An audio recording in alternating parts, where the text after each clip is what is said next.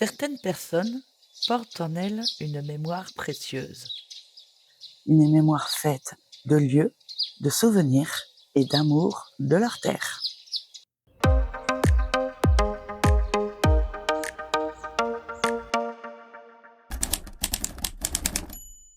Aujourd'hui, dans les voies de Pamprou, je vous emmène à la rencontre de Madeleine Chargy. À travers son livre « Je raconte mes souvenirs », elle partage une partie de son histoire, mais aussi celle d'un territoire auquel elle est profondément attachée. La Roche-Ruffin. Plus qu'un simple récit, ce livre est une transmission, une manière de préserver des souvenirs, des émotions et une certaine mémoire du passé. Madeleine, bonjour et merci de m'accueillir chez vous.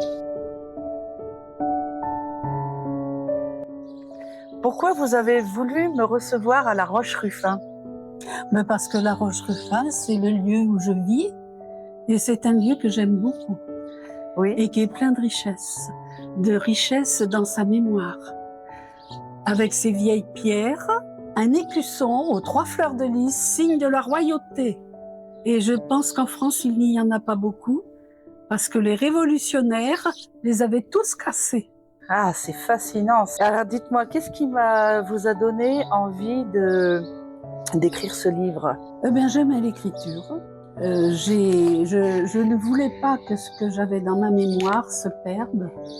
Et donc, je l'ai mis dans ce livre. Et là, je raconte mes souvenirs à moi, mais surtout ceux de ma famille.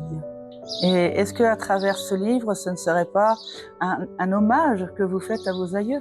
Oui, c'est un hommage que je fais à mes aïeux. C'est bien dit. Hein. C'est très très beau en tout cas. Qu'est-ce que vous avez voulu raconter exactement à travers ce livre? Est-ce que c'est plus les difficultés ou les beautés de la vie simple, paysanne? Oui, la vie paysanne pendant la guerre de 39-40. Oui. Où mon père a caché des réfractaires, des gens qui devaient partir travailler pour les Allemands. Oui.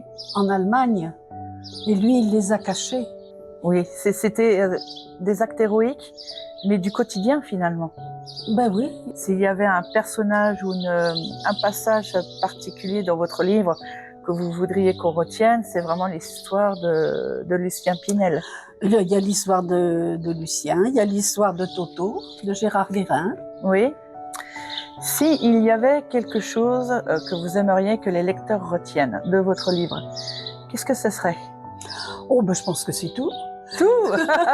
Le tout. Est-ce que ça ne serait pas, je ne sais pas, par exemple, moi ce que j'ai retenu, c'est toutes les petites histoires qui sont perdues dans la grande.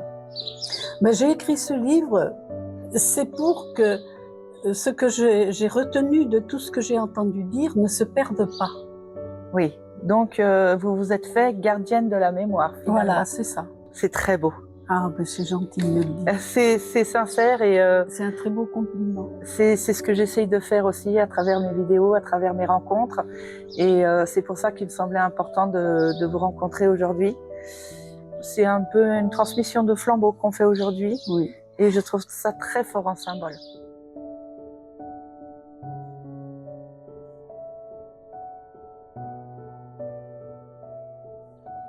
Merci à Madeleine pour son accueil incroyable et pour cet échange aussi chaleureux que sympathique et bienveillant.